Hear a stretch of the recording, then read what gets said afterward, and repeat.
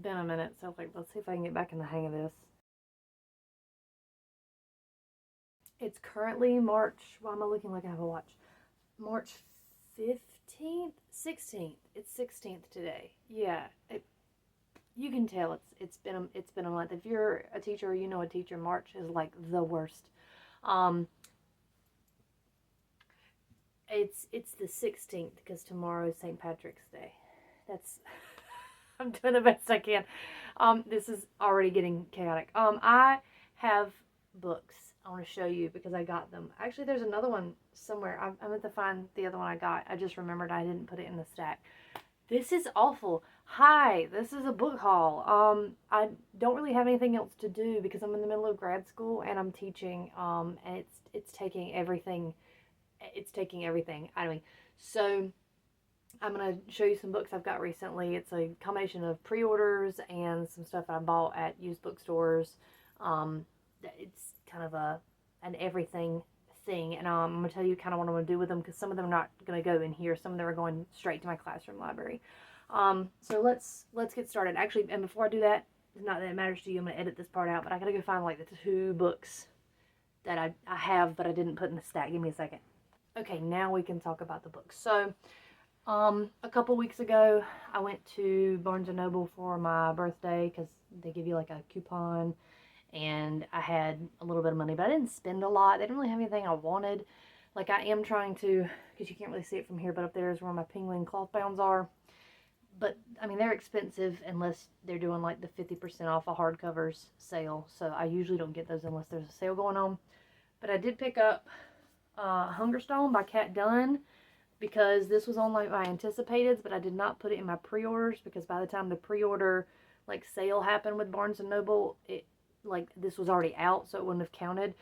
So got this. It's a like retelling of Carmilla with the female vampire, so that's interesting. Probably gonna hang on to this for Summerween, or at least for like a summer reading, because I am drowning in AP Lit and graduate school books right now, so I'm saving that one as a little treat. And I also bought, did I buy a Ghost and Goblins, or no, I bought a different one. Maybe I bought this one. Yeah, I did buy this one. This is like, they're penguin cloth bounds, but they're tiny.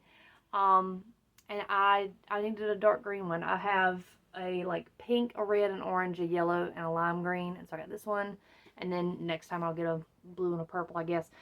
These are a little bit cheaper, not much, but they're also like, again, they're small sized, and they're kind of cool. Yeah, that's all I got from Barnes & Noble that day. So not like the biggest haul from there. But anyway, I also have some other pre-orders that have come in, so I can show you. I got this anniversary Barnes & Noble exclusive edition of The Outsiders, which is really cool. This is all printed on the hardcover. It's got black sprayed edges. It says Stay Gold on those pages. The one flaw this book has is that this stupid price thing is like printed on the cover. It says if we don't have each other, we don't have anything on the back. It's very pretty. I'll probably be shelving it that way, so Stay Gold is facing outward. And that was a poor choice. That was a poor choice. But anyway, I'm going to probably store it that way. I got the next Finley Donovan. I'm probably going to wait until it comes out on audiobook to listen to it because I prefer to listen to them. The narrators are really good. Or the narrator is really good. But also, like, having a copy of this is good because my sister really enjoys these books. So I can give this to her as, like, a present. Not to get to, like, in my business own name, but she is going to be having a baby soon. So I can always make it, like, a a baby shower gift for her to read while she's kind of, like, if she has time. I don't know if she's going to have a lot of time. She's got 2 big dogs and a dude living in her house. Godspeed to her. Ava Reed's newest book came in, Fable for the End of the World. There's like a game, and you're trying to, it's like dangerous hide and seek, basically. But I love that the cover is like glitchy. Like, I don't know if you can tell, the trees are like glitchy, like 3D pink and blue, kind of digital. Which is fun because when I see it online, when I saw it revealed, I'm like, oh, it's them in trees, but it's like there's stuff going on. You can tell it's like dystopian future kind of stuff. Again, don't know when I'll get to it, but Ava Reed has not let me down yet, so I'll probably just save that for maybe spring break. The last pre-order that I actually currently have in is this bad boy. When you look this up, it's 24 hours. 24 hours audiobook. Oathbound. It's the third book in the like Legendborn like cycle, I think is what it's called, where there's only 3 books, but I think she's gonna have quite a few more. I haven't read Legendborn in a while, and I got about halfway through Bloodmarked, and life happened, and I wasn't able to finish it. But it is so good. At No Notes, it's such a fantastic series. It's very serious. I love the narrator of the audiobook, and I love Brie Matthews as the main character. She's so fun to follow. And it takes place in North Carolina, so it's kind of cool. I don't know when I'm going to have time to read this. I want to show you the inside cover, though. It's pretty neat. Look. There's a bunch of little in-jokes and stuff in there, too. I'm not going to read the synopsis because it will be a spoiler for the first 2 books. But if you haven't read Legendborn, read it. It's really good. This next section of books came from David Hughes Books and small shops in Rocky Mount, North Carolina, respectively. So I got a couple books at David's. I got Tokyo Dreaming, which is the sequel to Tokyo Ever After, where a young girl finds out she's actually like the princess of Japan. She's like the daughter of the crown prince. And I listened to it on audiobook like many years ago, many years ago, and I really liked it.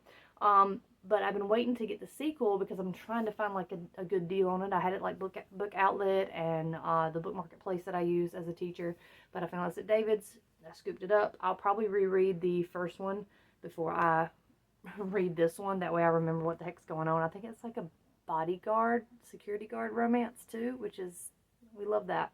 I got this unfortunate like TV show tie-in cover of Little Fires Everywhere, but it's because I'm putting Little Fires Everywhere into like the final project of my AP Lit class in like 21st century novels. So they've got this, they've got Just Mercy, they've got Firekeeper's Daughter, There. Like there's options for them to read and do a project on after they take the exam, because there's still a month of school after the exam. So anytime I can find a copy of a book that we don't have is great.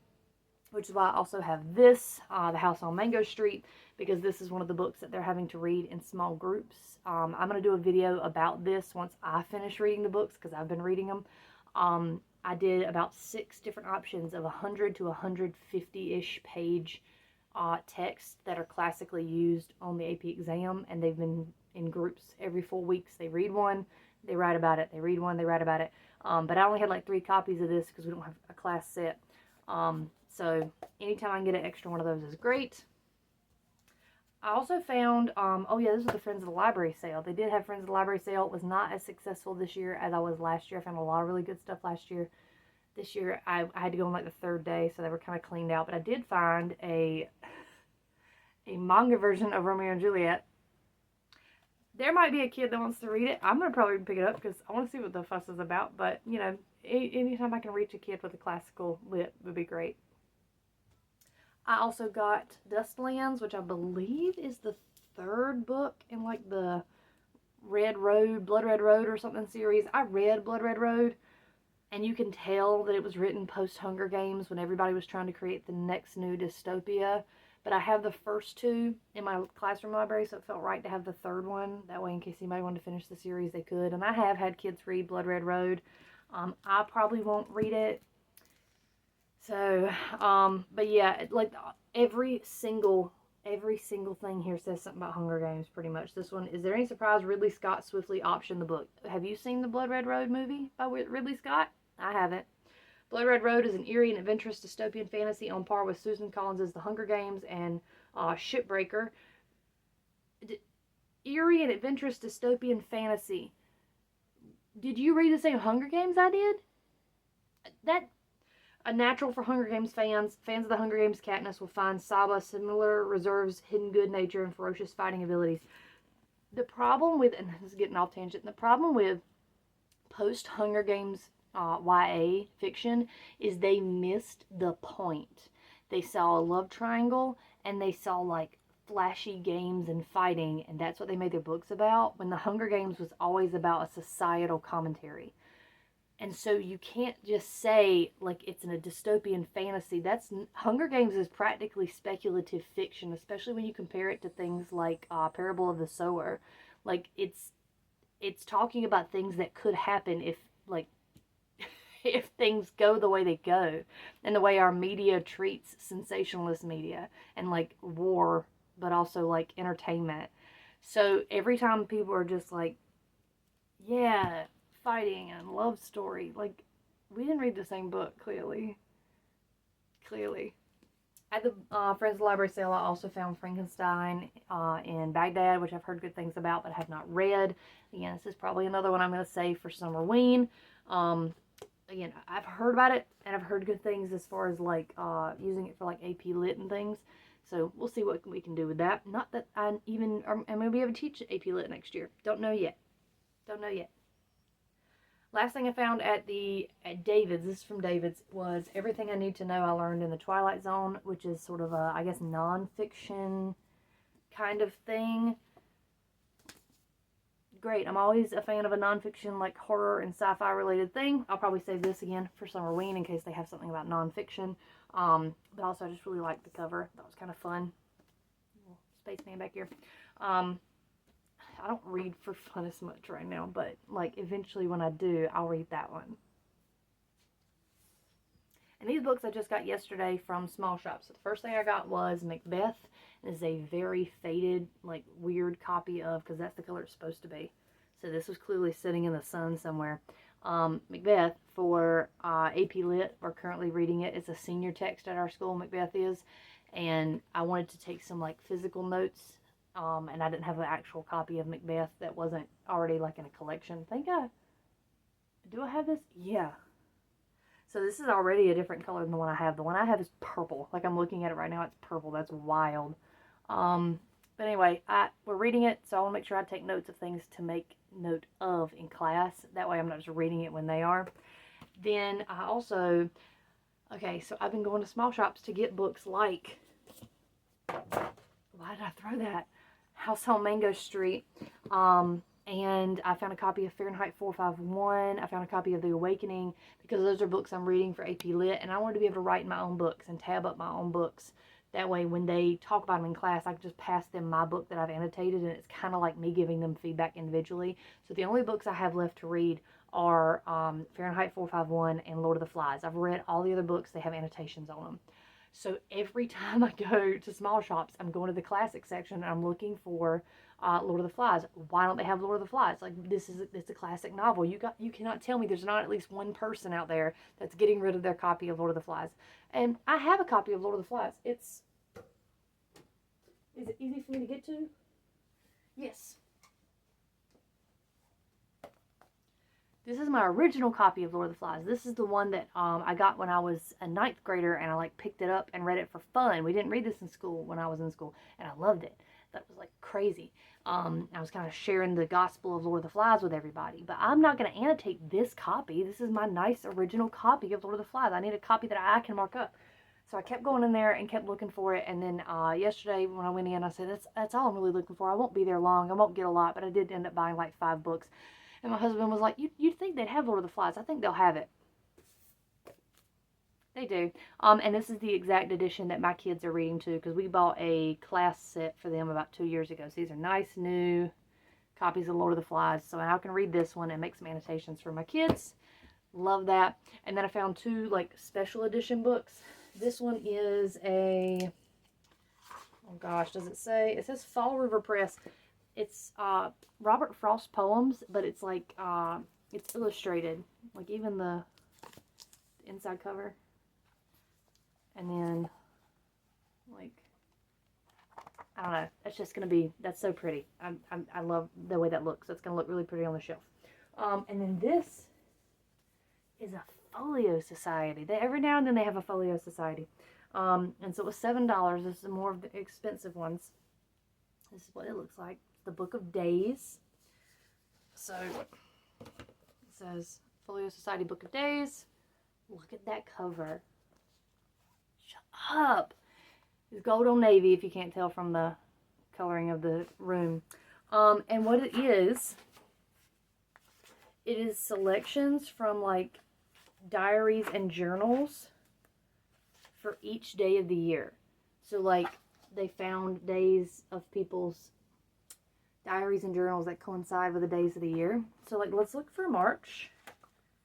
That'll be fun.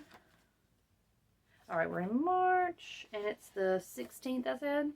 That is a long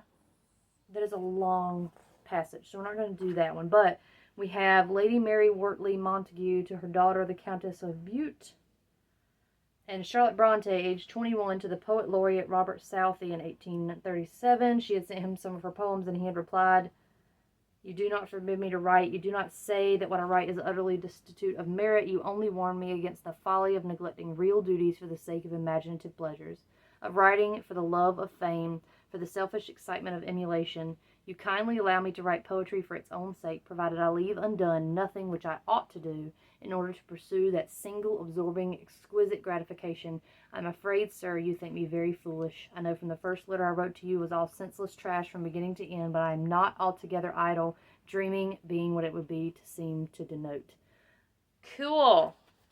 So that means I've got like a fun little entry for every day, and I can go see what's like written for my birthday. I haven't done that yet. You'd think that would have been the first thing I did, was see what what people wrote on my birthday, but I did not. But also, that's such a pretty book for $7. Yeah, and they don't have folios all the time, but when they do, like, I'm pretty excited about it. That's it. That's all. And I'm trying to throw this on your head anymore.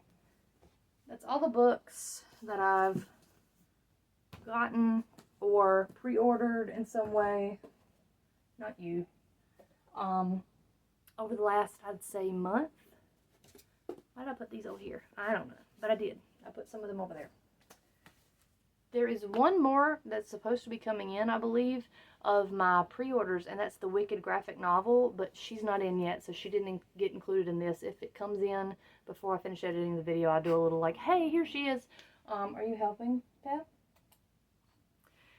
And then one of my pre-orders got canceled. The Kate Beaton graphic novel it got canceled. They sent me an email. They're like, hey, it's out of stock, but it's not out of stock. I'm wondering if it's a Canadian publisher and there was an issue with it being a Canadian book, considering how the tariffs and stuff are going. But I'll try to get it anyway, because I really want to read Kate Beaton's next graphic novel. I had a lot of pre-orders come in March. There was a lot of them, and there's going to be a lot, I think, in April as well. So I'm going to go. We've got a tornado like watch and warning situation today, so I'm looking at the wind kind of pick up and going, I might need to kind of get things secure in the house. Here are the books.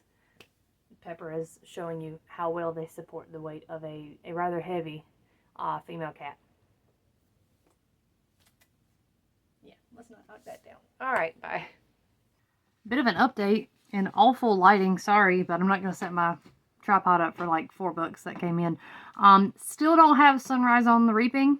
It's coming. It's just, I guess it's probably there now, but the post office is closed on Saturday, so I'll get it on Monday, I guess. But a couple of books did come in since filming that I wanted to show you. First things first, I got Bodies of Art, Bodies of Labor by Kate Beaton. This was a pre-order, and they canceled it, and I reordered it. It turns out it's not a graphic novel, which is what I thought it was.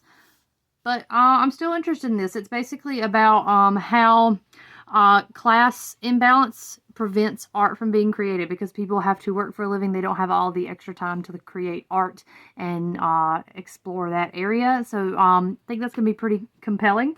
I also got Everything is Tuberculosis by John Green. Now, I have finished this already, and I recommend the audiobook because John Green narrates his audiobooks. But this is very good. It was a very quick read, and it's very entertaining. It has a good way of making things that you think would be dry, like talking about tuberculosis, and turning it into a very, very engaging topic. The next thing that came in was the next Stephen Graham Jones. These cool sprayed edges. The Buffalo Hunter, and it's basically like historical horror with vampires. So, excited about that. The last thing that came in was Wicked, the graphic novel. If you've read the book, it looks like the graphic novel is going to end at the end of the third part, where, okay, she left Shiz, she gets up with Fiyero, has an affair with Fiyero, and he, like, goes missing, and she kind of has a moment, and she ends up at a nunnery. That's where this ends. So I'm assuming, because this is part 1, Part 2 is going to be her leaving the nunnery to go find Fiero's wife and seek forgiveness and all the stuff that happens after that. If you haven't read Wicked, you don't know what I'm talking about. But interested to see this one and read it. The art is, from what I've seen, interesting. But yeah, that's what came in this week. Again, still no Sunrise on the Reaping, but I'll survive. March was a big month for my pre-orders, so I don't think I actually have anything else coming in until like maybe the fall. I've got some more things that I'm adding to my pre-order list, but I haven't actually made a pre-order. Oh my god. Again, since doing one in January, so I'll probably wait till like July. I know that Barnes & Noble usually does their like 40% off pre-orders again. And honestly, I just need to save money. I don't really need to pre-order this much stuff. It's nice that it's a little bit cheaper, but I don't need to have this many books in here if I'm not going to read them. So I have at least read one of those, and the other ones I will probably get to in the next like month and a half. It's a rough month. We're in the end of March, so it's about to get crazy at school. Anyway, that was all of the things I have recently hauled. I don't know how to end the video. Bye. One more. I guess I showed up today. She's so pretty. I mean, you know, it is what it is. I started listening to it on an audiobook, but it's nice to have the option to read it in person. And that should be the last of the haul, I guess.